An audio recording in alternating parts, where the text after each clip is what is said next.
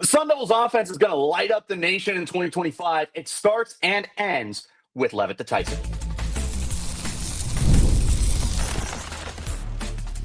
You are Locked On Sun Devils, your daily podcast on the Arizona State Sun Devils.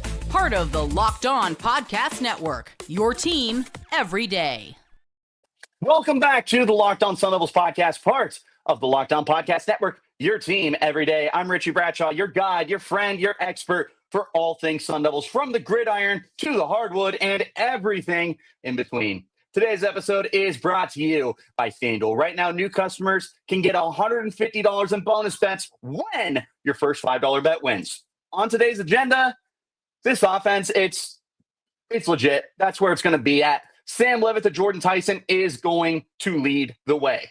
The running back room and the tight end room, very, very deep to replace production. And of course, the veteran offensive line of Marcus Arroyo's second year calling the shots will be another key contributor. All that is coming up today. Before we get started, I want to thank each and every single one of you for tuning into Locked On Sun Devils and making us your first listen of the day. And a shout out to my everydayers who are here every day. All right, so let's talk about this offense, because there's a lot of firepower here. There's a lot of firepower. And it's really unfortunate because the national media, right, they see that Cam Skattebo, the people's running back, as we call him on Locked On Sun Devils, is gone. He ran out of eligibility. I feel like he could have found one. I do, because guys can play 10 years at this point. But he's in the pros now. He's a fourth-round pick by the New York Giants. He's going to be a beast. He's going to be a stud. I'm very excited for him. But Arizona State loses him. He was fifth place in Heisman voting last year. He was arguably, legitimately arguably, the best running back in the country, as he will tell you. He made that claim going into the Peach Bowl. A lot of people laughed, and then by the end of it, he had 3 touchdowns, including a passing touchdown. He had a 40, 50, 60-yard reception. He was over 100 yards rushing. He got the Peach Bowl MVP on the losing team. That's how good he was. And everyone's like, oh, okay, maybe he is the best running back in the country. That was a big deal. But they see that. They see he's gone. They see that Cam Skattebo, who all but willed ASU into double overtime against Texas in the Peach Bowl, their first ever college football playoff appearance, is gone. So now, ASU's got to be terrible. Maybe overreaction. But it certainly feels like that's the way people see it. ASU suddenly is not going to be good enough to win a lot of football games. Because if Cam Skattebo was back, if Cam Skattebo was in the folds for 2025, you would be talking about ASU as the runaway favorites in the Big 12, which they already should be, but they're not. But if Cam was back, they would be the runaway favorites, and they'd be one of the favorites to go to the college football playoff, and I bet you they'd have decent odds to win a championship. But that's not the case. So you have to move on. Well, what do you move on to? Well, it just so happens that ASU had another massive strength last year. Quarterback Sam Leavitt and wide receiver Jordyn Tyson. And those two were in sync all year long. They were dominant. They were averaging at least double-digit targets per game. Tyson went over 1,100 yards. The end of the year, from week 8 until the end of the regular season, Tyson paced the nation, not the Big 12, the nation in receiving yards. He was unstoppable. But unfortunately, he got injured in the U of A game. He missed the postseason. He did not play in the Big 12 championship against Iowa State. He did not play against Texas in the Peach Bowl. So it feels like maybe people forgot about it a little bit. I don't know if that's necessarily true, but maybe that is what contributed to a lot of people kind of moving on and just assuming that the offense was going to take a big step backwards. But Leavitt to Tyson was exceptional, would be an understatement. It was amazing. I've not seen anything like it as an ASU fan. And I've seen Taylor Kelly / Mike Bergovici to Jalen Strong. I have seen Manny Wilkins to N'Keal Harry. I have seen Jaden Daniels to Brandon Ayuk. I am not unfamiliar Andrew Walter to Derek Hagan. We have had a lot of great quarterback to receiver combos just in the last 25 years since the turn of the decade. But Leavitt-Tyson looks like it's just on a completely other level. They both look like first-round picks right now. They are tremendous. Tyson is already being regarded as one of the 5 best receivers in the nation, regardless of whether you're a freshman or a senior. And he is being considered the best receiver in the 2026 NFL draft class. He could have declared this past year. He would have been a top 100 pick. He decided to come back. With him coming back, that's going to be ASU's identity. That's going to be where ASU is going to win football games, at least on offense. It's going to be Levitt to Tyson. It's going to feed families, as I have put it before. It's exceptional. Like, there's just so much that combo alone brings to the offense. So sure, you're replacing Skattebo. We're going to talk later about how they're going to collectively replace the production from Cam Skattebo, but you're bringing back an NFL caliber quarterback and an NFL caliber receiver, and not just NFL caliber, but like really high end talent. Again, they're being considered first round prospects already. It's incredible what those two are able to do together. Real quick side note, Matt Miller from ESPN gave a comparison to Jordyn Tyson, Jackson Smith-Njigba. I love that. I love that. Big fan. Let me know what you guys think of Jordyn Tyson compared to Jackson Smith-Njigba from Ohio State. Big fan of that. Back to our conversation, though. They have just got so much potential with the Levitt to Tyson, because as long as Tyson is healthy, and health hasn't been a massive concern for him. When he was at Colorado, he had to get a knee surgery at the end of the year. He transferred to ASU. He basically missed his entire redshirt freshman year with ASU. And, well, I guess he was a true sophomore, because I think he played enough games that he was not eligible for the redshirt at Colorado, and then he redshirted for the injury because he was a redshirt sophomore last year. But the point is, he did not get to play very much in his first year at Arizona State. And if you've been a fan of the podcast for a while, I was hyping up Jordyn Tyson when he got here. I said that was future wide receiver 1. Humble brag. Humble brag. Sometimes I know what I'm talking about. And when I don't, it's not my fault. It's a special connection. It's a very special connection. I don't worry about Tyson's health. I've said many times, I will not assume injury unless a guy is seriously historically injury prone, like a Christian McCaffrey, a Percy Harvin. Those guys, yeah, unfortunately, you can assume injury. But Tyson is not at that level, at least not yet. His have been freak injuries too. It was a surgery to clean up his knee, and then last year he broke his forearm or shoulder. We never got confirmation on that. So I don't consider that injury prone. So I'm not worried about the health. But it does matter. It also matters for Levitt, who missed a game last year because he got cracked in the ribs against Utah. It's still not something that I'm worried about. So I just want to put that to bed real quick. This connection is going to be amongst the best in the nation. I would tell you it's definitively, not even close, the best in the Big 12 right now. I don't even know what else would work out with it, honestly. Like, if you can tell me another combination that'd be better, let me know. You could do Sawyer Robertson and their number 1 receiver. I want to say Cam Coleman. That's not right. He's at Auburn. Can't think of their receiver right now. That's up there. Baron Morton to Coy Eakin at Texas Tech. Another good one. But seriously, other than that and a handful of other solid ones, none of them are at the level of Levitt to Tyson. So they're going to dominate the Big 12. But then you also look at the scope of the national perspective, and it's like, who stacks up?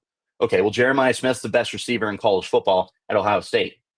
Well, he's playing with quarterbacks who do not have very much experience. Julian Sayin, former 5-star, expected to be the starter. He has no experience under his belt. Okay, well, what about Alabama? They got Ryan Williams, probably number 2 receiver in the nation. Okay, well, he's playing with Ty Simpson or I almost said Kali Ringo. That's not right. I can't think of their backup quarterback, also a 5-star. So we don't know what's going on there. Ty Simpson, former 5-star, very talented, but we have not seen great play from him. Okay, well, what about Cam Coleman in Auburn? He's got Jackson Arnold. We've not seen a lot of good from Jackson Arnold. Okay, well, why don't we go to USC? I can't remember their quarterback, but they got a bunch of guys, Mekhi Lemon and Jacoby Lane. Well, we don't know yet. Oregon's got a new quarterback. Michigan has a brand new quarterback.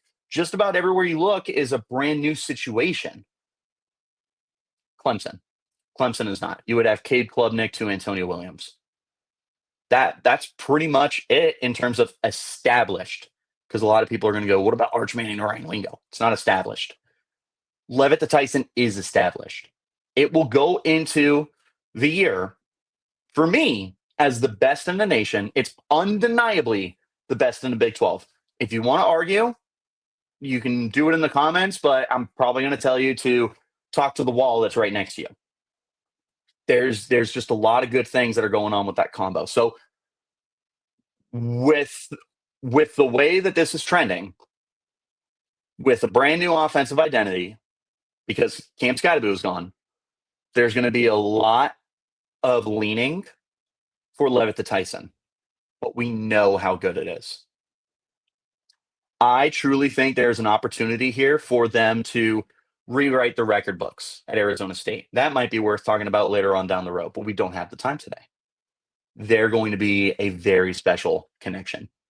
Levitt, he's big, he's strong, he can move. Jordyn Tyson, great route runner. He's got deep speed. We'll work on the drops. They're going to be a dynamic duo together. That's what's going to lead ASU's offense this year, first and foremost. When they win games, it's because that duo is clicking. But don't sleep on the running back and the tight end depth. That's coming up next on the Locked On Sun Devils podcast, part of the Locked On Podcast Network, your team every day.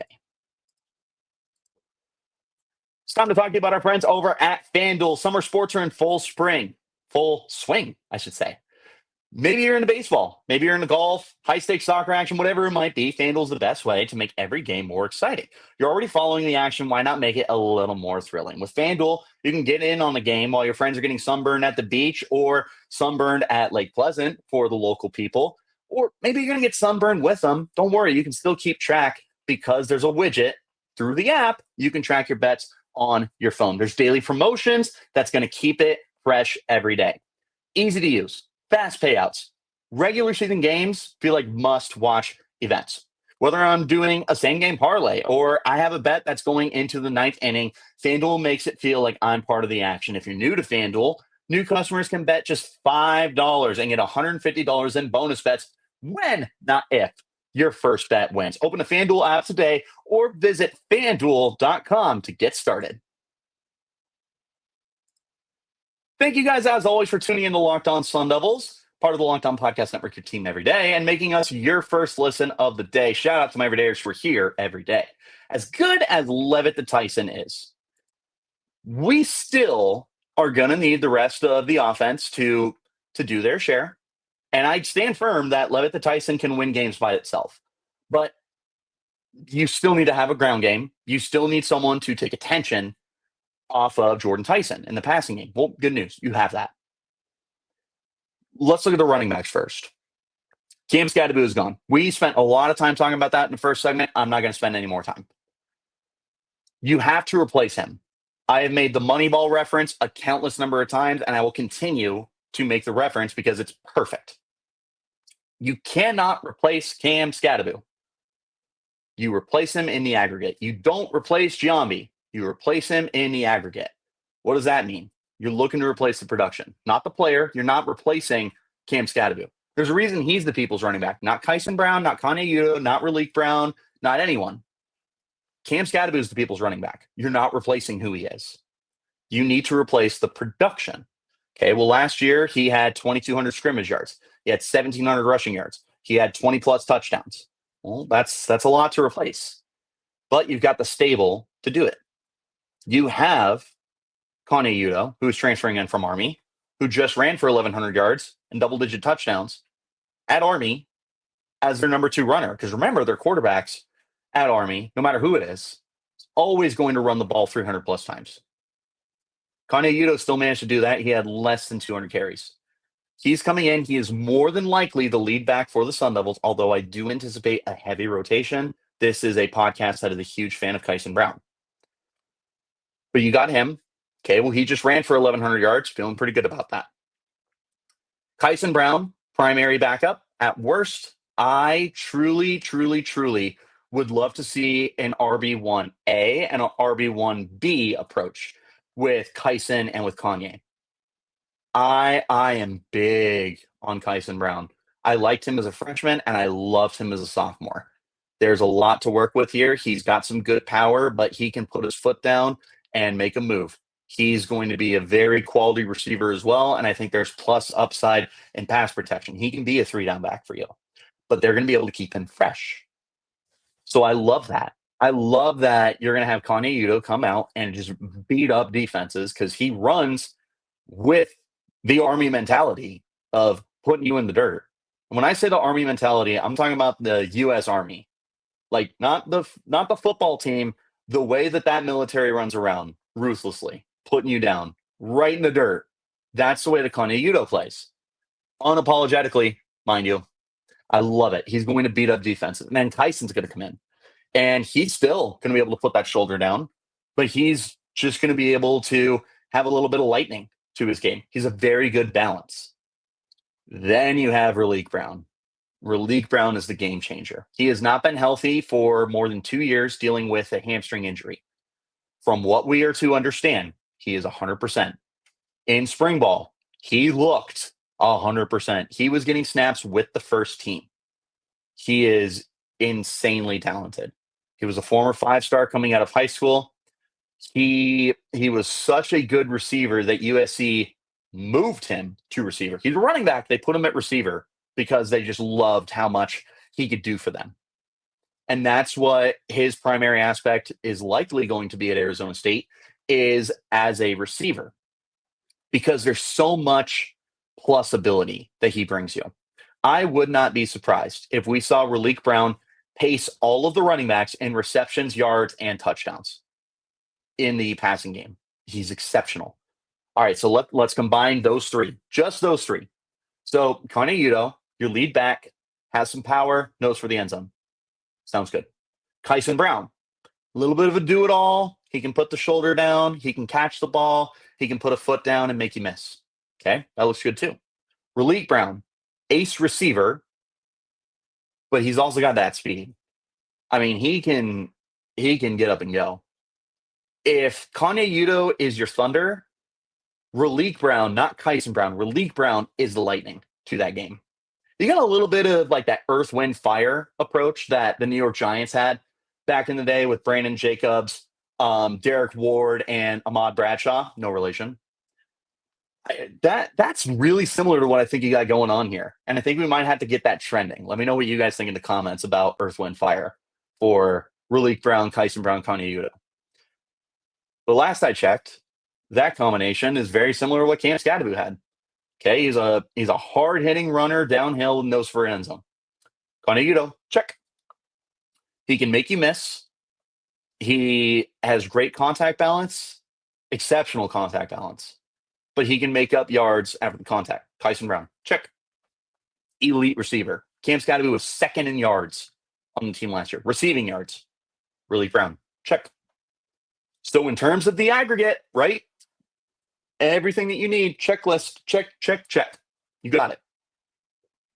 How do you replace Cam Skattebo? You have the guys who can do what he does. And there it is. These guys are not Cam Skattebo. They are not the people's running back. They are not the same player, but you can replace the production. And that's what they need to focus on. Okay. I want to talk about the tight ends because this tight end room is sick, nasty, disgusting. Jason Mons, the tight end coach, is recruiting better than any other positional coach on the team right now. Including 2026, he will have landed four-star tight ends just in the last 3 cycles. Shaden Fortier for the 2024 cycle, AJ Ia for the 2025 cycle, and next year he has Landon Myrie, and Hayden Vercher. 4-star tight ends in 3 years. He knows what he's doing. He also brought in Shema Mateer, who turns out is pretty good. He brought in Kamari Anderson, who looks great right now from what we have seen through practices. Tight end room is stacked. We have not seen the tight end heavily involved in 2 years. Jalen Conyers pretty heavily involved in 2023. Last year, Shimon Mateer had a big role, but not a massive role. But beyond Conyers and Mateer, there was no other production from the tight ends. Collectively take the production from those 2 years, from the remaining tight ends on the roster, you're not going to get much there. It is what it is. That needs to change this year because there's a lot of talent there. I have been hyping up Jaden Fortier for a long time.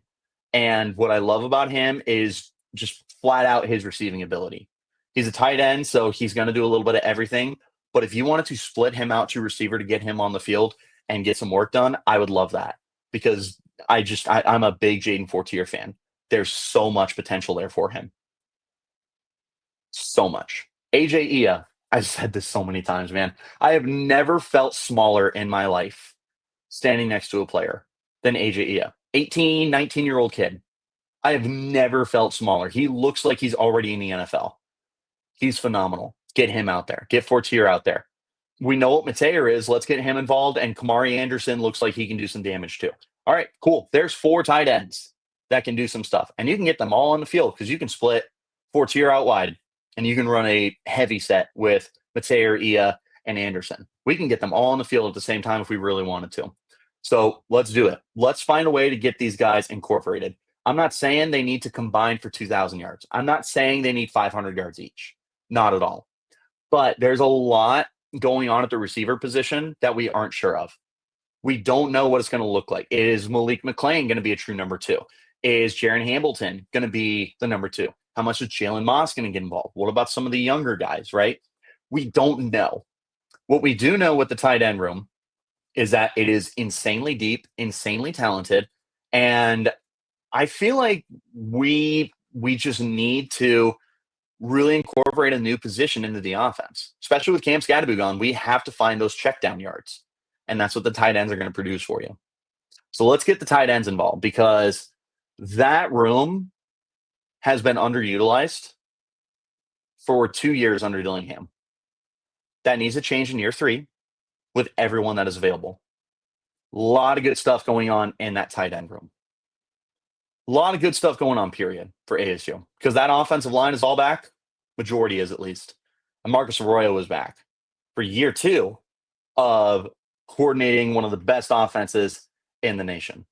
We're going to talk about that next. This is the Locked On Sun Devils podcast. We're part of the Locked On Podcast Network, your team every day.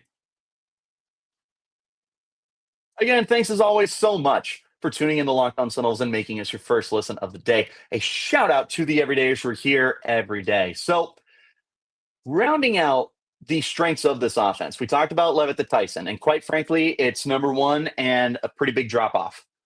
Number 2, you have deep running back and deep tight end rooms. Okay. Number 3 is that offensive line. 4 or 5 starters returning. You have Josh Atkins at left tackle, Maxi Onaker at right tackle. Perfect. Your bookends are back.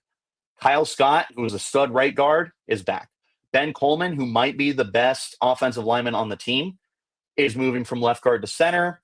There are people in the NFL who have made comments that we have seen that might be the move that they would prefer him to make moving forward for his future prospects in the pros. Looks pretty good. So now we have to replace left guard because Coleman moved inside. He's replacing Leaf Watanu. Leaf was all conference last year. It's not going to be easy, but they bring in Jamedo Bigbo from Texas State, who had tackle experience. He is moving inside to left guard. So 4 of your 5 starters are back, and then you bring in a Bigbo who is a graduate player. He's a super senior, if you would. That's a lot of playtime experience. That offensive line looks fantastic. That is one of the biggest strengths of the Sun Devils right now, is the way that offensive line has been built. Love it. And you have to love it. You have to love the way that they have been building up the trenches. And there's depth behind them too. Jalen Clem is going to be healthy. He is the 6th offensive lineman. He is for my money's worth, the future left tackle for this team. And he's got the guard experience too. So if a Big Bo doesn't work out, you can put Clem inside there. Okay. Well, you've got some other youngsters too. Sean Naa is still here. He's literally played everywhere. He had to play left tackle one time. He's a guard. He has center experience. He's great. Champ Westbrook's fan of the podcast, friend of the podcast, I should say. I'm sure he's a fan too. But he's got experience. He may play inside. He may play right tackle. He's probably a key part of the future. Terrell Kim, he got to redshirt last year. He has dropped like 40 pounds to get to a stronger and more balanced weight. He is the future of right guard. So the depth is there on the offensive line that if your starting five doesn't work out, you can put guys in and feel good about it. One of the things that I know has a lot of people concerned. Well, Richie, that's the same offensive line that got worked against Texas. Okay, well, first of all, it's Texas. That defensive line, have you seen it? I don't know if you have. Colin Simmons, pretty darn good. Pretty darn good. One of the best edge rushers in the country as a true freshman. Trey Moore rushing outside. He broke out late in the year. Anthony Hill Jr. rushing up the middle looked good. Alfred Collins, who was a second-round pick by the Niners, looked pretty good. They've got a ton of depth all over the place on that defensive line, let alone the defense entirely. There were not a lot of teams that could stack up against them. There just simply was not. ASU had not seen a defensive line of even remotely that caliber last year. So, yeah, of course they're going to struggle a little bit. But didn't it feel like they played a little better as the game went on? Right? Didn't it feel like the offense started to figure things out when the game continued to go on? I certainly thought it did. Maybe they just needed to get their legs underneath them and get accustomed to playing an NFL level defensive line that the Big 12 did not host. I'm not worried, and you should not be worried either. The continuity on the offensive line is incredibly important and has a ton of value to it. Remember, ASU has not had continuity on their offensive line in years. 2023, there was only one player who did not miss a start, Leaf Otanu at center. It was a revolving door at literally 4 other spots. The year before that, there were so many injuries, I don't even remember who was out there. We have not had the continuity since Kellen Deesh was playing left tackle for this team. So the continuity is there, and legitimate 4 or 5 starters are back, guys. Like, that cannot be understated. It cannot be understated how important that is and how big of a playing chip that's going to be for the Sun Devils. That's such a defining spot, man. A lot of your games are going to be won in the trenches, and ASU is going to win a lot of games in the trenches because of what they got going on there. And I mean, there's guys that people like for the next level. I have not seen any shortage of love for Max Yoniker, the right tackle, because of the length, the size, the strength that he has. As long as he's healthy and going into year 3 now with ASU, with Coach Saga, with Coach Dillingham, there's a great chance that he breaks out this year. Big time. Offensive line is great. That's a huge strength for the team. Rounding this all out, you have a great quarterback receiver combo. You've got great running back depth, great tight end depth, great offensive line depth, 4 or 5 starters. If nothing else, ASU is returning Marcus Arroyo, the offensive coordinator from last year. He transformed. This offense transcended under him. First year, the offensive coordinator, I can't even remember his name right now.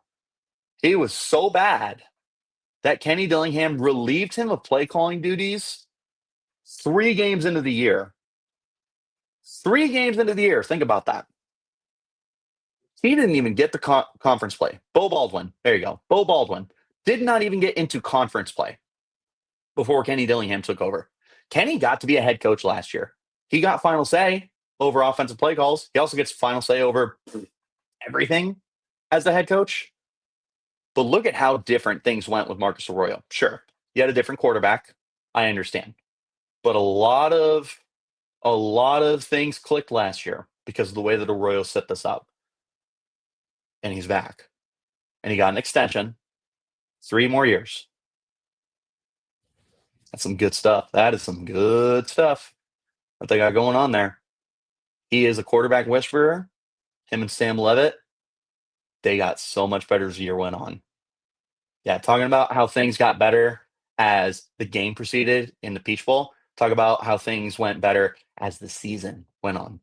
Week 1 Sam Levitt was completely different from Peach Bowl Sam Levitt. Unrecognizable.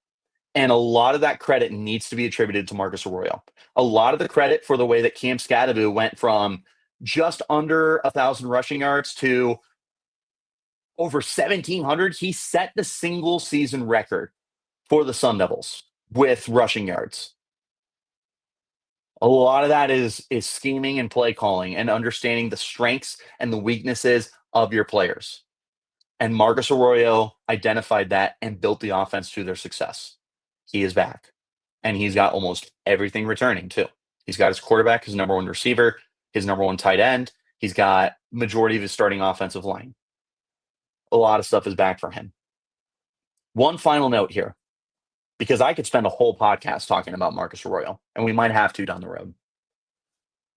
Historically, I don't have the number for sure. Spencer McLaughlin from Locked On College Football has the number. Get in touch with him and check out Locked On College Football too.